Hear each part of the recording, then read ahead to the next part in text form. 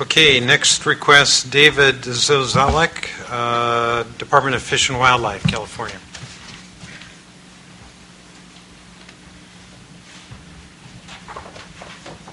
Dave, welcome.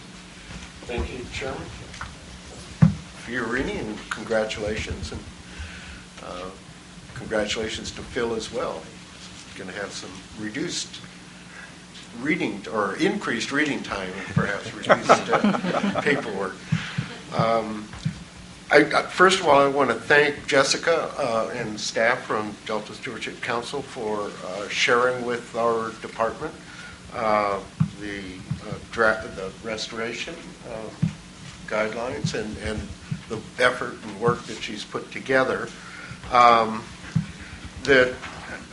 And it's important to us because the Department of Fish and Wildlife has been working with ecosystem restoration and ecosystem restoration funds from the old ERP program for more than a decade, much of which, or not much, but a good portion of which goes to acquisition of habitats and restoration of habitats, especially the restoration of habitats. The department, on a separate vein, is involved with the acquisition of lands for specific public purposes. There are areas, for example, within Suisun Marsh or eco-reserves in the Cosumnes River preserve areas that are acquired with public funds. They're publicly owned, yet have specific management requirements. And we need to keep all of that in mind when we refer to the principle, which we do support, of restoring public lands where feasible first before looking for private lands to acquire and restore. With that said, the department is also has been working in the Suisun Marsh in cooperation with the RCD there on the Suisun Marsh Plan. We've been working in the Yolo Bypass Working Group. We've been working in the Caslew Complex. We are one of the original developers of the Fish Restoration Program Agreement in partnership with DWR.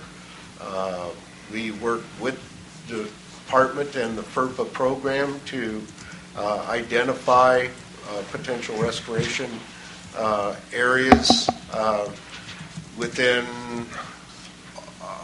all of the areas, not just the Caslew Complex, but in the other areas Jessica identified in the map.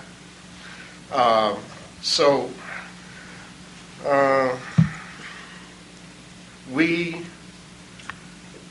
concur with the comment that Byron made relative to lands and their availability within some of these target areas.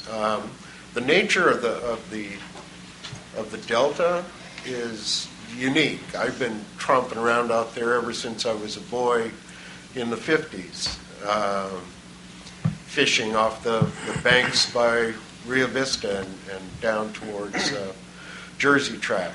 The point is that many of these parcels and ownerships are passed from generation to generation to generation. They do not go on the public market in a lot of cases. They're not available for acquisition. This will and does present just a state of condition in the Delta that anyone looking for properties to restore or develop in whatever manner will need to take into account. It is a strong agricultural-based area, and that's the mindset of the people there, and they've been good stewards of the land.